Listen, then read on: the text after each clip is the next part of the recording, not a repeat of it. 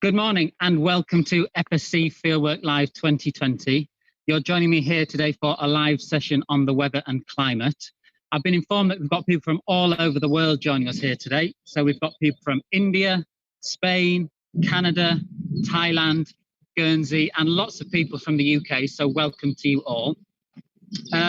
Now, I just want to introduce myself. So my name is Sam. I'll be delivering the session today. We've also got Kira, who is on camera duty, and we've got a whole host of backroom team who'll be making sure that this session runs smoothly for you. You're joining me here live at FSC Rhydycreu, which is a field study centre here in North Wales. I'm fortunate enough to live not too far from the centre, so I can walk in and deliver the session to you live from here. We've got access to lots of weather instruments and things, so we'll be able to collect lots of data throughout the day. Now, lots of you have been getting in touch to let us know that you're here, so we've got a few shout-outs to say hello to people first of all. So can we have a big shout out to Churchdown School Year 7 Geography students? So welcome to you. Can we have a shout out for the Year 9 students at King's College Murcia in southeast Spain? So welcome to you guys. We've got Oscar who is joining us, who is being homeschooled here on Anglesey, not too far from us. And Denise has asked for a shout out for Zachariah and Yaya to keep up the good work at their homeschooling. So well done to all you guys, and I hope we have a good session today. Now, we're going to be focusing on the weather and climate, and we're going to be covering a few different topics. We're going to be thinking about how we can collect weather and climate data, and also why it's important to do so. We're going to be collecting some live data from our Met plot behind us here, and a few other things throughout the session, so I hope you enjoy it. Now, as we are going along, you can get involved with live chat if you have any questions or comments. That is done through a YouTube live chat, so if you want to get involved with that, you do have to make an account. If you are under 13 and you'd like to get involved, please make sure that you have an adult with you when you're creating your account. It is a social media platform, and we just want to make sure that you're accessing the correct content for your age.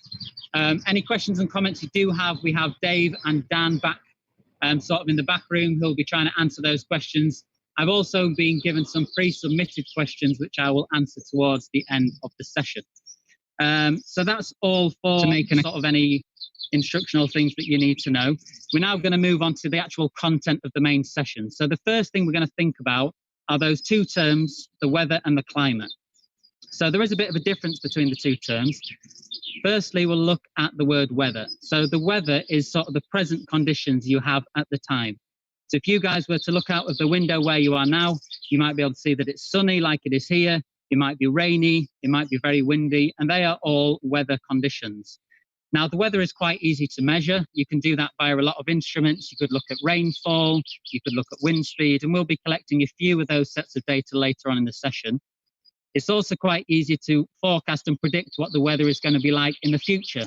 So I'm sure all of us here may look at weather forecasts, and they're done by meteorologists who have access to satellites in the sky, which can take images of the Earth, and they can monitor where the weather movements are moving. Is it moving north, east, wherever it may be, and give us a rough idea of what the weather is going to be like for the upcoming week. If we compare that to the climate is much longer term data. So climate data normally takes about 30 years to collect, and it will give you the average conditions of a location. So if we take North Africa, we'll generally have a warm, dry climate, or somewhere maybe up in the Arctic, we'll have a much wetter, colder climate. And it's the general conditions you will find in that place. Now, you're joining me here live at Rhydycreu today, a location in North Wales.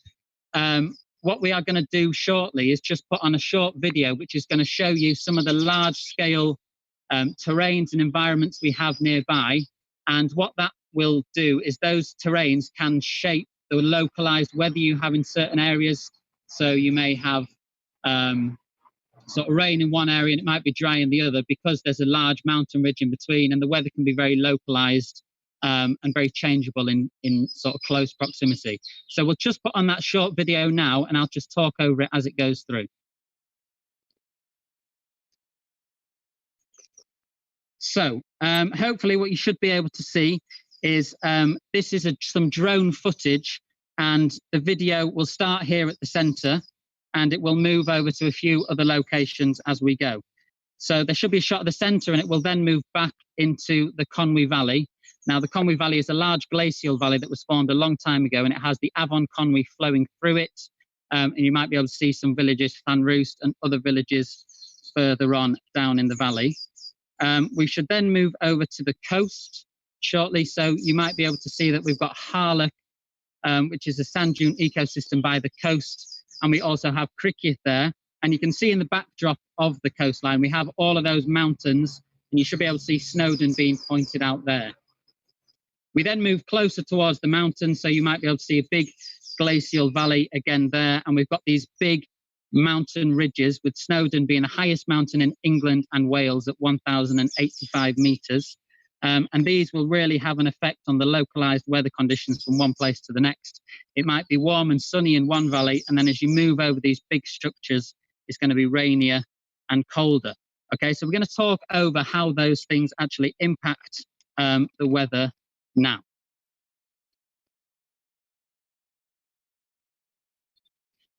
So the first structure we're going to talk about is those big mountainous landscapes. So mountains can really have an impact on localized weather conditions.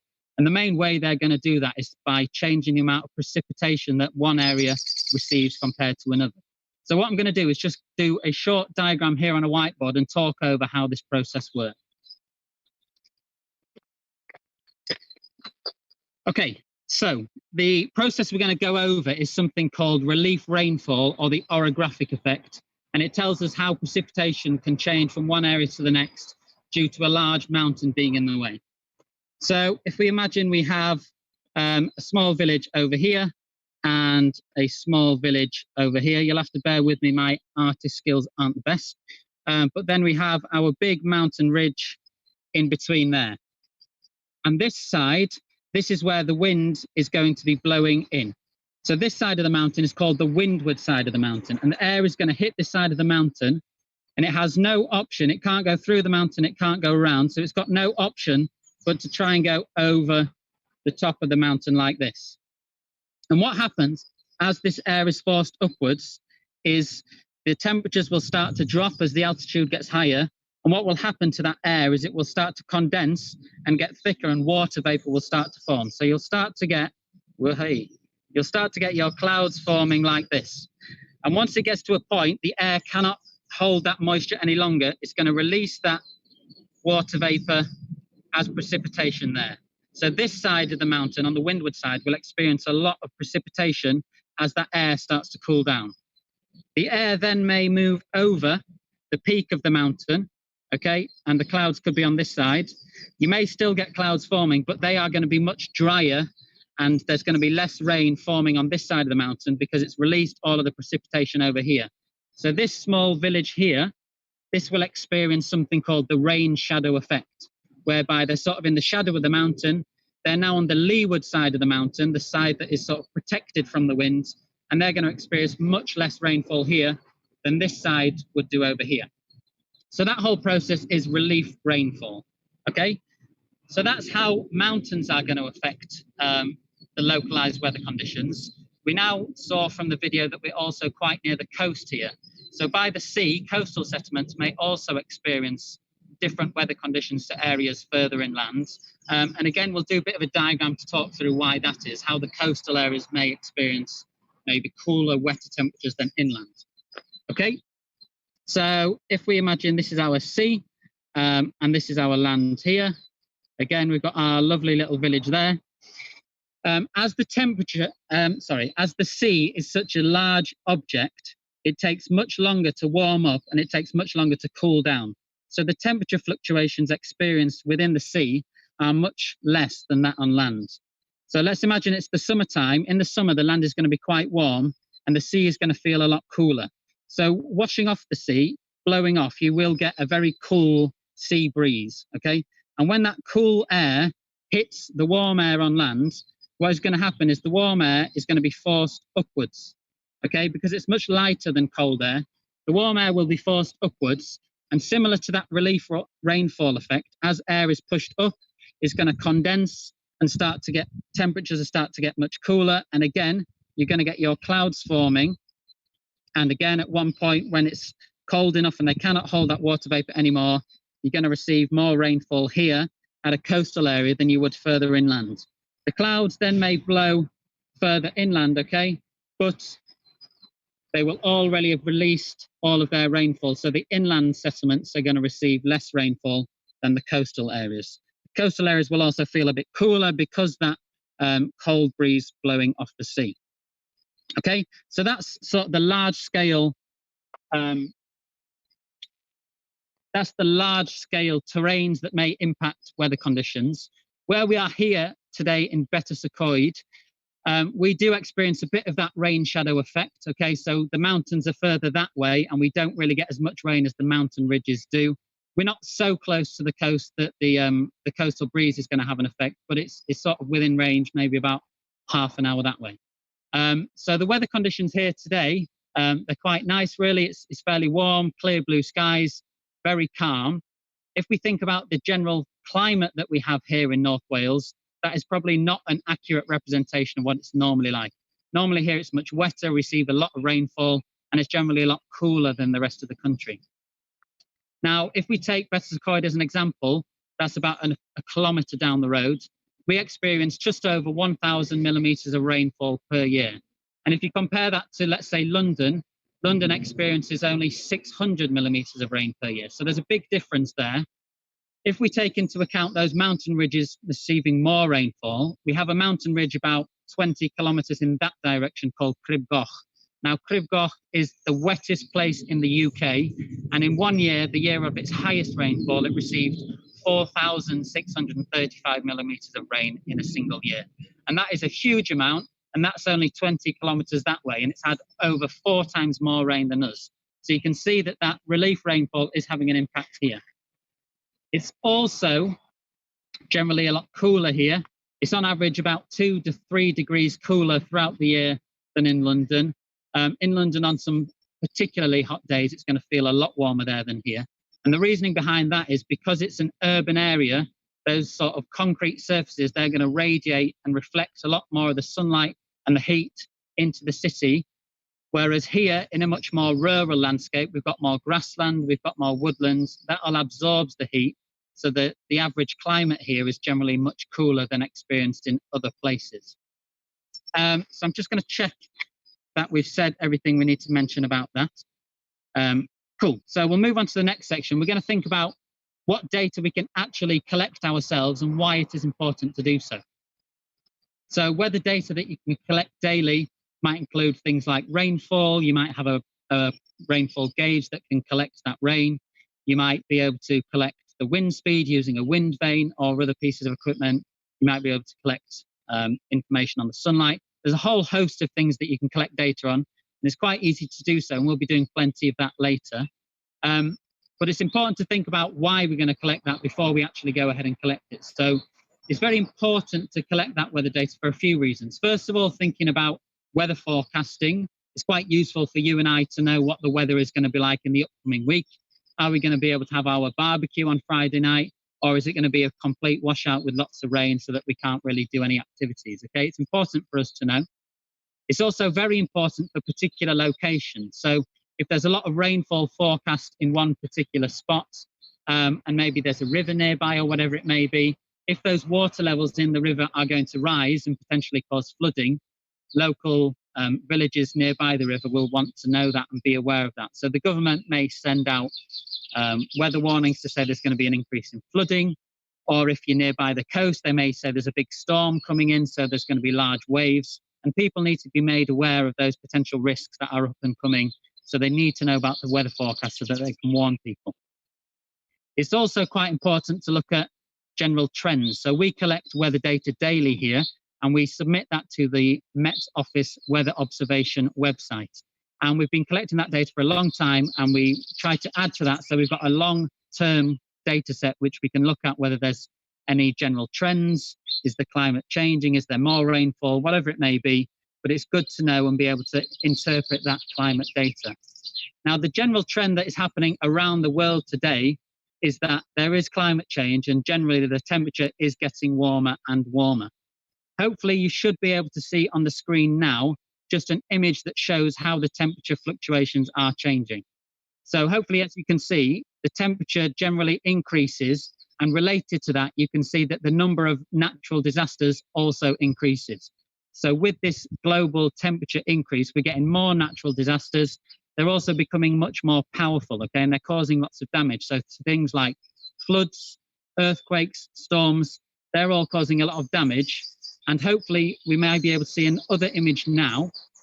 And this second image should show the cost that that is having on people's lives. Okay, so last year in 2019, there was over £100 billion worth of damage caused around the world.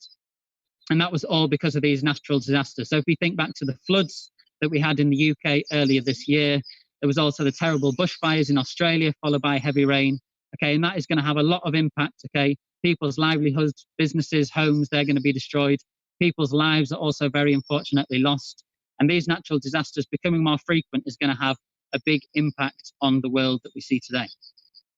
So that's a bit of an introduction as to the weather and climate and what we're thinking about. We're now going to head over to our Met plot behind us here and have a go at collecting some live data. So if you want to follow me over this page. Don't forget your password. Yeah, thank you. Checking up on me.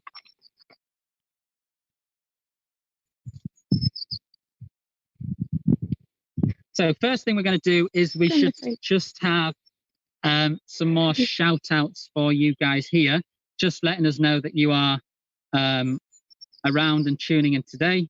So we have got Sandy Secondary School who are joining us here today. We've got Handsworth Grammar School who are joining us here today. We've also got Trinity Academy Doncaster with us today. So welcome to you all. I hope you're enjoying the session so far. I'm just going to put this down over here. And I'm back.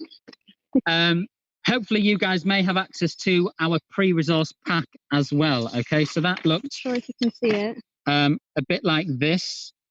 Okay, and it has a bit of information on some of the instruments we're going to be looking at. And then the last page that looks like this is where you can make a note of that live weather data we're going to collect. If you can't quite see it on the screen, we do have the link to it on the page there if you want to get that up and work through. You may have to do a bit of sort of flicking back and forth between the pages, but it should be made clear as to where you can write down that information.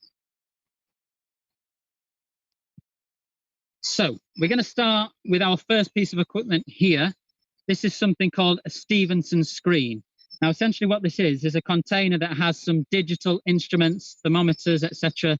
inside, and it's just a shelter to keep those all sort of dry, and they prevent them from getting too warm so that they can measure accurately the ambient air temperatures. Now, the Stevenson Screen was originally designed back in 1864, and they've been pretty consistent design over the past 150 years or so up to now. And there's a few recommendations or ways that these need to be built in order for them to work as effectively as possible. The first thing is that you can see here that we've got these long stilts underneath the screen, and they're normally raised up about 1 or 2 meters. And the reasoning behind that is so that they're not receiving any heat radiating up on the ground.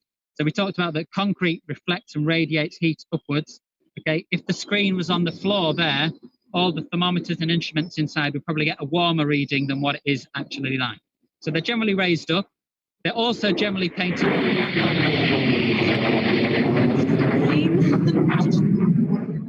That was just a big jet that flew past, so I thought we'd just let that go. Hopefully you can hear me again now. So the other thing is that these are generally painted white.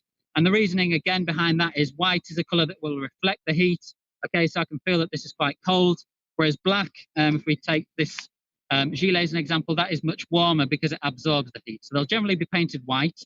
And we can also see that on the screen, they have these sort of slats here. And that allows air to flow through the system inside and keep the ambient air temperature as it should be. If it was a closed system, it would feel a lot colder or warmer inside, depending on the external conditions. The last thing you need to think about is where you are actually going to place the screen itself. So the recommendation for placing the screen is that it should be twice the distance from the height of the nearest object. So if you had a tree that was 10 meters tall, okay, this would need to be placed 20 meters away from that. Now, where we've placed that here, we've done that as well as we can. It might not be exactly accurate because we do have some fairly large trees here, so it might not be twice the distance, but wherever you've placed one and whatever weather data you're collecting, it is still useful and accurate data.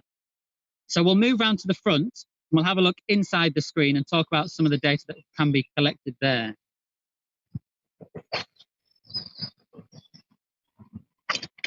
Okay, so we can just open the Stevenson screen like that, and we can see that we've got a few different instruments here. We've got a couple of thermometers here, and we've also got this large digital screen which has some digital instruments inside. The first piece of data we are going to look at is the maximum and minimum temperatures. Okay, so they tell us about the highest and coolest temperatures that have been received over the past 24 hours. Now, how we're going to do that is by looking at this digital screen here. Hopefully, this should bring up a graph that you may be able to see on screen. I know we've got a bit of a glare, but hopefully you should be able to see that. And what I can do on this graph is I can flick through and look at what the highest temperature over the past 24 hours was. So that will be somewhere over this side of the screen here. So I'll just flick through to that, and it will give us the temperature and the time it was received. Okay, so we can just see up here, the maximum temperature was 18.5 degrees, and that was taken at 2:24 p.m. yesterday. So maximum temperature 18.5 at 2:24. So that's our maximum temperature. To look at our minimum temperature, we're going to look at the thermometer underneath the screen here. So this is a bulb thermometer that measures the temperature, and it takes the lowest reading and leaves it at the right side of this bar here. So you may be able to see the numbers on there. I'm not quite sure. Just about. So you should be able to see, I actually need to see it there, that the reading is 1 degree. Okay, so probably sometime last night, there was a reading of 1 degree, which was the coolest temperature received.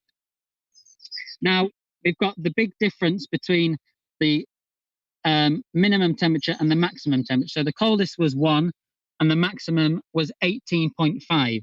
Now the fluctuations in those temperatures is something called the diurnal range. Now the diurnal range is the difference in temperatures you will receive over 24-hour period. Okay, and that's what those two thermometers there shows us. Okay, we're going to move on to our next thermometers now, which are still in here. We've got our dry bulb thermometer and our wet bulb thermometer. So hopefully you can find those sections on your sheet. The dry bulb thermometer is just our live temperature reading here. So that just tells us what the temperature is in the air right now. I don't know if you can see that. But I can tell you, if you can't see it, that it says 14.5 degrees.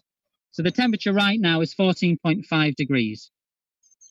If we then compare that to our wet bulb, so that's our dry bulb. Our wet bulb is this piece of kit over here. If we just move down to that one, Kira, perfect. So this is our wet bulb thermometer here. Now you can see that the bulb on this thermometer has been wrapped in this muslin sleeve, and then that sleeve has been placed in this container here, which is full of distilled water. And that sleeve will soak up the water. And what will happen is, as air flows through the system, the water on that sleeve will start to evaporate, and it will cool this thermometer down. So the wet bulb temperature you will receive will almost always be lower than the dry bulb. So the wet bulb thermometer reading, this one's quite hard to get to, so I'll just tell you, is 11 degrees. So our wet bulb was 11, and our dry bulb was 14.5 at the time, I think. It's now moved up to 14.7. But we can see there's about 3 to 4 degrees difference in those two temperatures.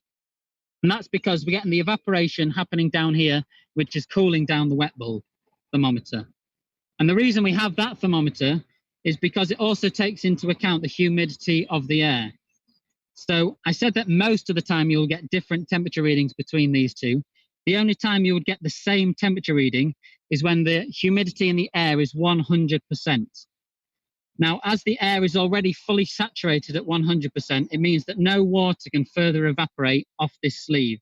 So those two temperature readings would be exactly the same. So 100% humidity. Yeah. come back round to your side so they can see your face.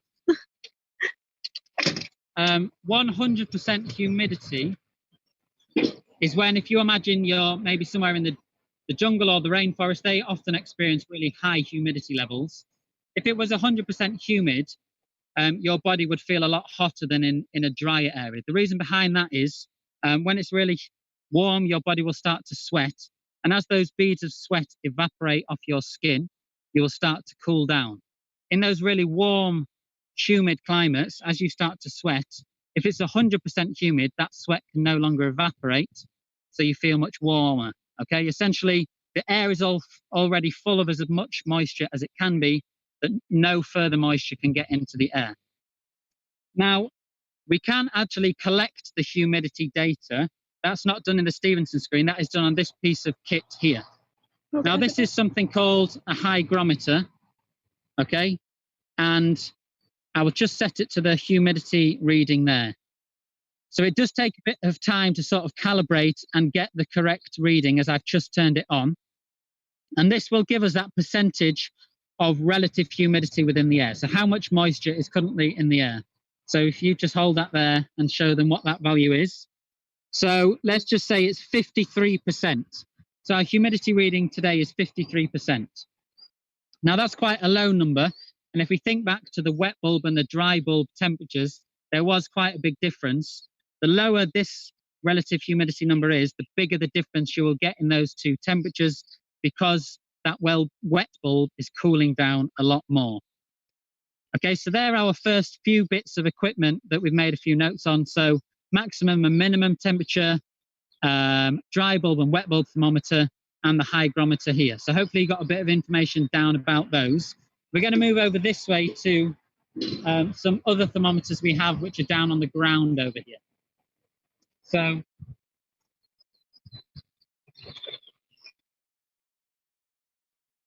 we have two ground thermometers placed down on the floor here. We have one on a concrete surface and one on the grass. And the reasoning behind that is it's to do with, as we've talked about a lot, concrete surfaces will generally reflect and radiate the heat a lot more, whereas the grass will absorb it. So we would expect to find some different temperature readings between these two. These bulb thermometers are again minimum thermometers, so they will take the coldest temperature over the past 24 hours. And I think it's quite tricky for Kira to get down, so I will just read the reading to you. So for our concrete thermometer, our lowest temperature reading was -1 degree. So that was probably taken at some point last night, where the ground temperature got down to -1. If we compare that to the grass temperature, the coolest temperature there was -2.5. So the grass temperature is a bit cooler, okay, because as it's absorbing the heat there, it's going to feel a lot colder close to that thermometer than it would on this one. So hopefully you've got those two down. So our ground thermometers, we've got -1 for the concrete and -2.5 for the grass.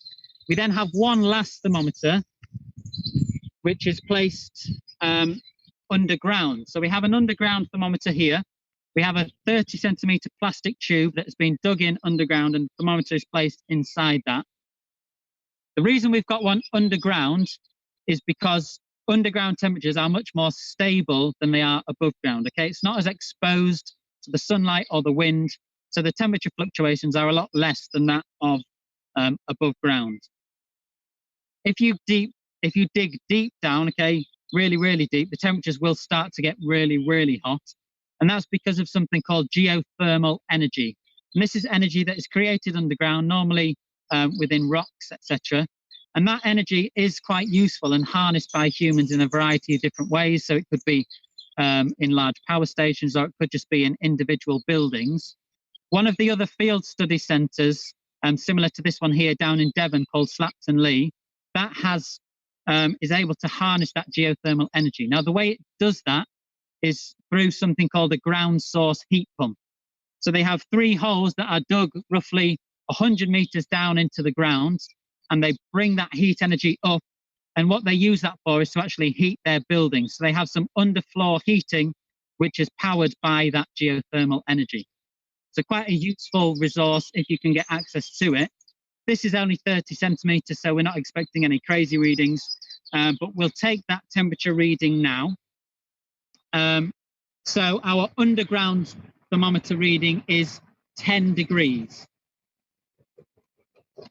Okay, so 10 degrees for this one compared to the air temperature out here, which was roughly 14.5. We can see that it's a lot cooler down there because it's not got the sunlight to warm it up as easily and various other things. So there, our final 3 thermometers. We're going to move on to some other pieces of kit now, which are not to do with temperature.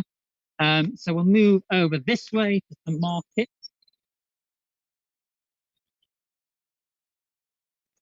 So this here, this is a rainfall gauge. Now the rainfall gauge collects the amount of rainfall received in the past 24 hours and will enable us to measure that. Now I'll just take the lid off there. So what it is essentially is we've got this large funnel which goes down into that small hole, and that will pull through here into this container like this. Now we've got a 750 square centimeter funnel, and the reason it's good to know about the size is that we can use it to compare to other Met stations around the country. If we don't know the size and we're comparing this station to one with a much bigger funnel, it's not a fair comparison between the 2 locations.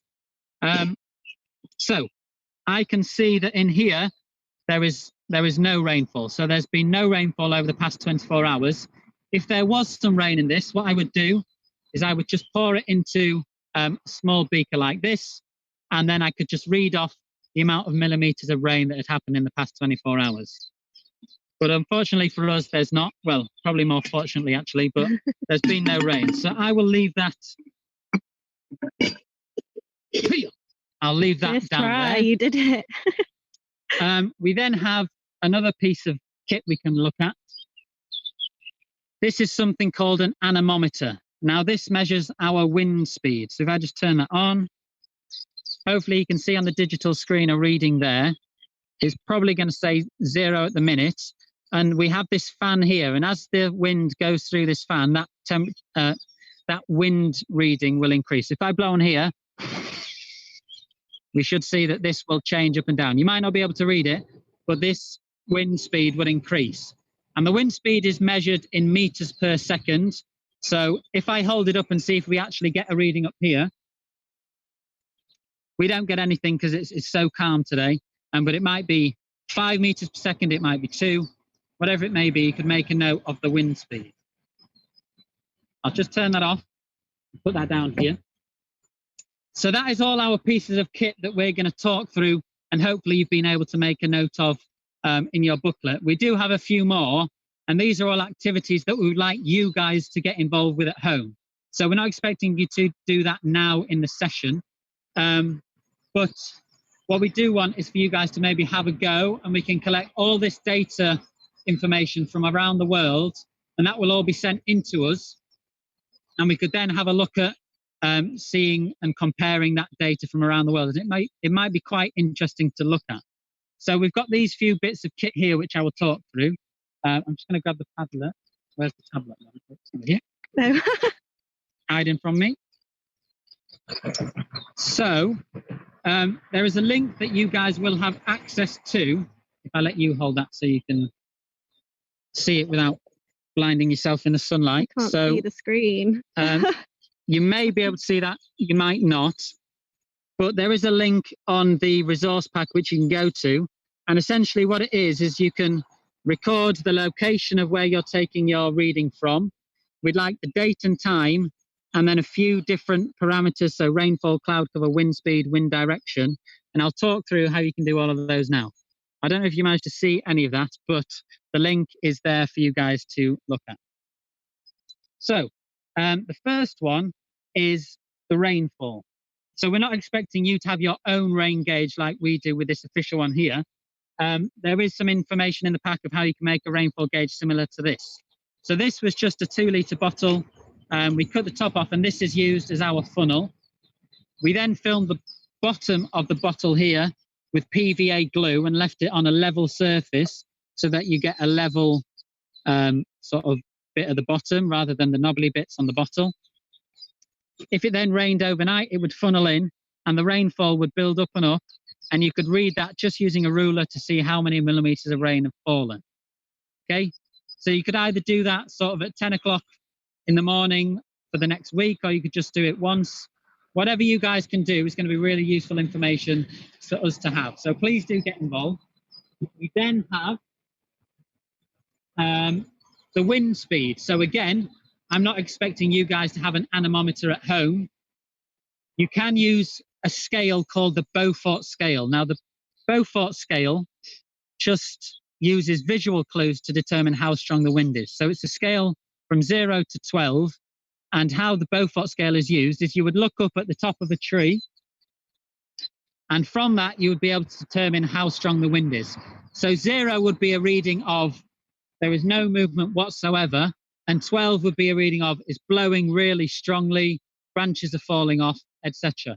So if I were to look up at the top of the trees now, there is a bit of movement, okay? I can also feel a bit of a breeze on my arms and on my face as I'm talking to you. So there is some wind. I would probably give that a reading of 2 on the Beaufort Scale, okay? So a very gentle breeze. And that is something that you guys should be able to have a go at home again. We then want you to work out the direction that that wind is coming from. Now, the way you can do that is by using a compass or an app on your phone, which tells you about orientation, so north, east, south, or west. Now, you just need to do this by facing the direction of the wind. Okay, so if you can feel it blowing onto your face this way, you hold your compass, and hopefully from looking at the dial, you'll be able to work out what direction that is. So for me, that is a westerly direction. So at the minute, there will be a westerly breeze. Okay, and you can make a note of that as long as the wind, as well as the wind speed. And the last one is something we haven't talked about at all yet, which is to do with the cloud cover. Now, the cloud cover is measured in something called octas. So how many eighths of the sky are covered by clouds? And you can do this in a couple of ways. You can either just look up and see that there are half the sky is covered by clouds or none of the sky, and you could give it a reading. So where we are here, I can just not really see any clouds, maybe a few little wispy ones. So I'll probably give it a reading of 1 octa, okay? Not much being covered at all. If that's a bit hard,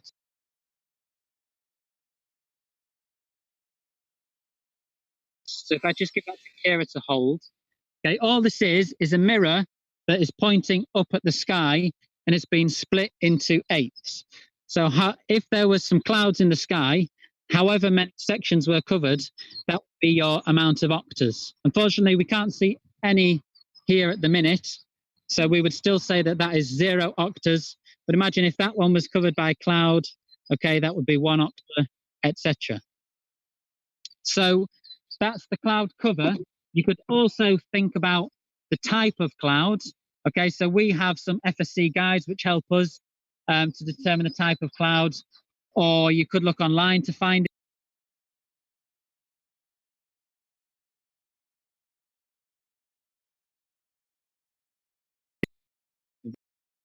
Yeah. You can't Hello. hear me. Something, I don't know what's happened.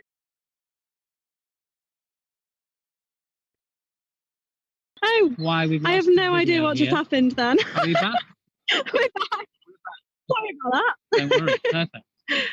Okay, so as I was saying, if you wanted to know about the type of cloud as well as the amount, we've got our own FSC guides which tell us about cloud type, or there'll be bits online you could look at, and it can tell you whether it's sort of large storm clouds that look similar to this, or if it's just sort of wispy clouds that look similar to these ones, these cirrus clouds. Now, that's the data that we would like you to have a go at collecting at home, if you can do so. Sorry. It's such a nice day today that I guess it's a good day to do your RAF training or whatever it may be. Hopefully you can hear me again now. As I was saying, that is the last of the data we'd like you to maybe have a go at doing at home over the next coming week or whatever. I'm I'll just have a look at some of the pre-submitted questions. So some people hopefully been sending in live questions or comments throughout the session, and that's been answered. Typical. I've saved them for days and now. Okay, hopefully again, you can hear me now. So, as I was saying, hopefully throughout the session, you've had some questions. Sorry, we got a tractor now. That's the trouble with living in rural areas, okay? You get a lot of tractors, etc. But okay, it's calm now. So, pre-submitted questions. Some of you sent in some questions before the session, and throughout the YouTube live chat, hopefully they've been answered by our backroom team. I'm just going to try and answer some of those questions that people have sent in as well. So we had a question from Rachel at George Heriot School. Now, Rachel asked, why is it important to collect data at the same time every day? So like I said here, we collect data every day, and we do that at 9 or 10, depending on whether it's British summertime or not. And the reason we pick the same time is A, so that we don't forget. It's good to have a routine, and we know that at 10 o'clock we need to collect that weather data. The other reason is that, let's say if we're collecting the rainfall, if we did it at 10 a.m. one day, then 4 p.m. the next, and then 8 p.m. the next, they would be given different lengths of time for that rainfall to actually build up. So you wouldn't be able to compare that data.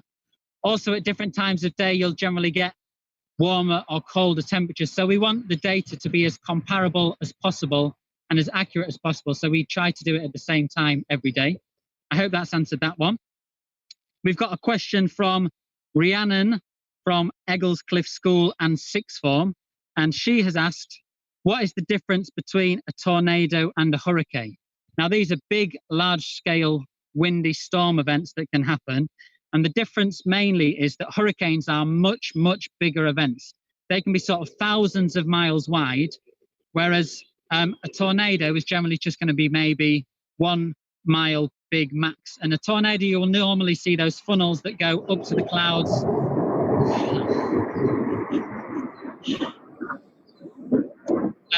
You will see those funnels that go up to the clouds from the ground. The other main difference is that hurricanes are usually formed over the ocean, whereas tornadoes will generally form over land. So hopefully that's answered that one.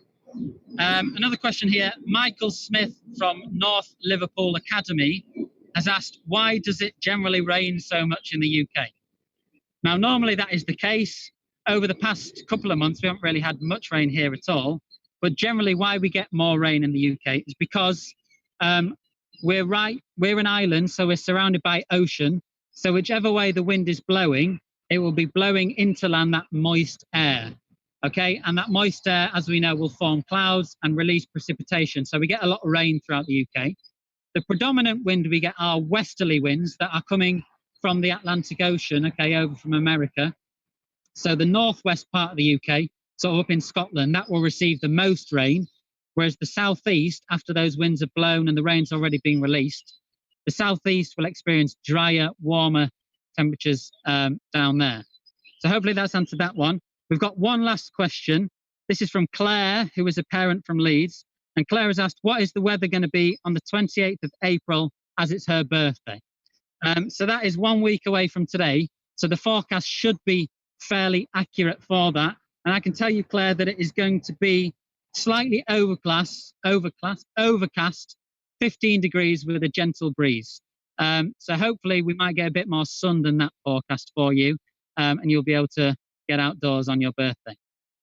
Now, like I said, hopefully questions have been answered throughout the session. I'll just do a couple more shout outs for you, just to say hello to a few more people that have been messaging in. So we have Brinsworth Academy who are joining us today.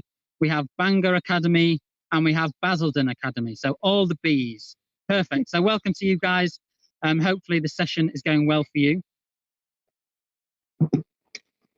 Now, the last thing to mention, let me just check what I need to say to you guys in this last bit, is Hopefully you've enjoyed today's session first of all, and we do have lots more Fieldwork Live sessions that you can join in with over the next 2 weeks.